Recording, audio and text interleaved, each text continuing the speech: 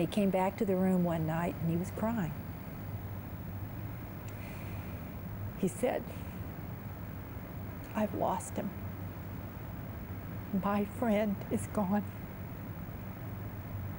It was because he went to have a meeting with Elvis and Elvis couldn't be roused for the meeting.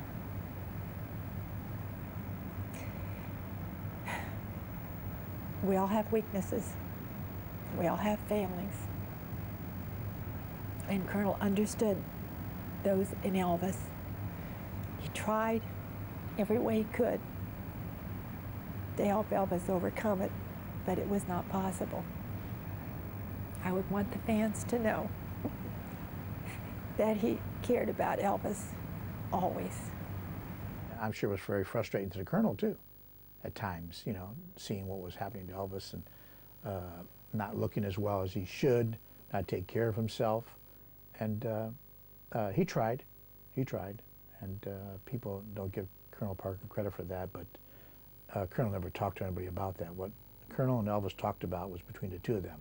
I will get into a controversy here about Colonel Parker, who was not one of my favorite people. I thought he was the epitome of a bad manager. I did not like the Colonel, and I'm sorry what he did to Elvis.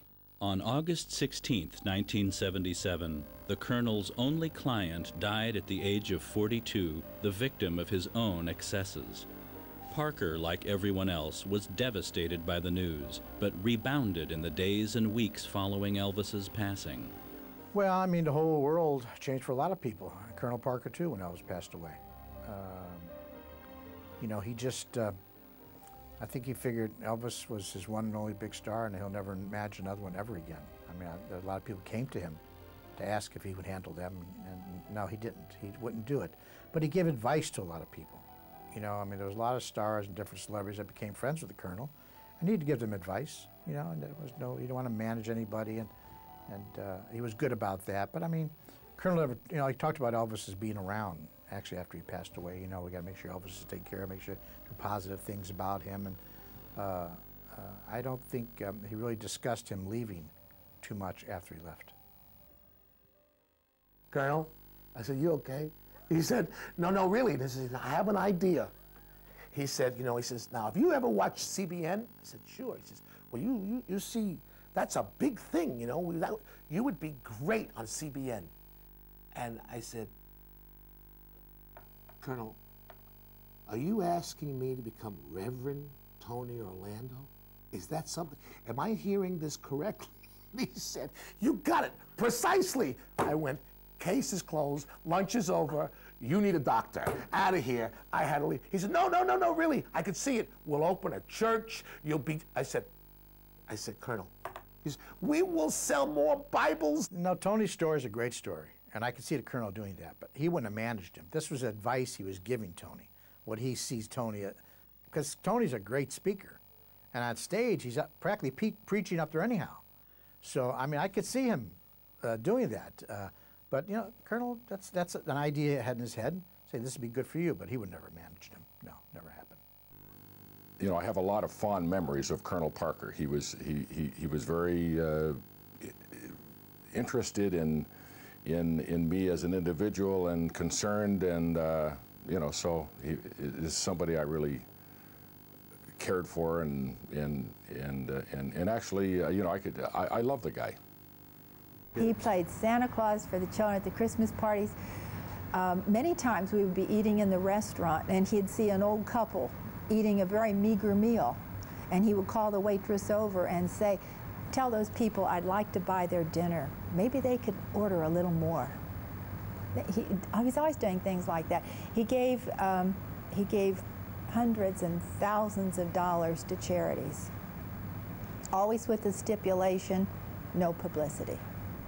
I guess the most poignant story that I can talk about to do with, you know, the sensitive side of the Colonel is about 2 years before he died. And you have to understand that at that time it was very difficult for the Colonel to walk and everything.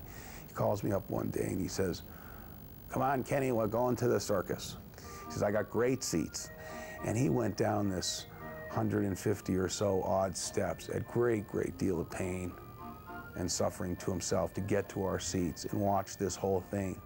And then coming back up I thought he was going to collapse. I mean, his face was filled with beads of sweat, and he just did that out of his concern and his caring for my kids. My brother became very close to Colonel Parker and stayed that way, as you know, until his death. Kenny was one of the guys that did a eulogy for Tom when he died. A lot of times I think he felt misunderstood, particularly, you know, in the later years when he would see some of these things that were written about him, things that were written about his relationship with Elvis, and, you know, the way the business of Elvis was handled. Well, I'll put it this way. If Colonel Parker heard all those stories about, you know, Colonel screwing Elvis on this and make bad decisions as far as career goes, he never mentioned it to me. I could see the Colonel hearing about it but never do anything about it. He just let it go because he knew he'd been around the business long enough. They're going to say something about you no matter what. If it's good or bad, or they're always going to talk about it. You can't let that bother you. Colonel was always hurt by the way the tabloids talked about him. In his later years, he was around with the guys around the casinos, and we'd sit and have coffee and just talk. He was at the end he seemed very lonely and despondent. The Colonel once told me, he said, you know, he was thankful that he lived as long as he did, and he did say one thing though. He said, if it wasn't for Luann, my wife Luann, he said I would never last this long, because she really took care of him real well, and she inspired him and kept him happy and always took care of him well, and I think he really felt great about that. And I mean, I miss the Colonel too. I mean, he was a character, one of the smartest people in the world, nice human being. People don't realize it. Very considerate. He loved people, and he always, you know, I wish people could really have met him instead of what they read about him. On January 21st, 1997, Andreas Cornelius Van Kuyik, alias Colonel Thomas Andrew Parker, died of a stroke. He was 87 years of age and had outlived his legendary client by 2 decades. I don't think you'll have a partnership like Colonel Parker and Elvis ever again. The world's changed. It's totally different. I mean, artists today, they burn through managers about every 2 weeks.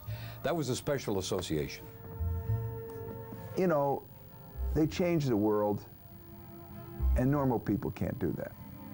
You had to be there to understand. Elvis was not easy to handle, and Colonel Parker was the only man that could have handled him.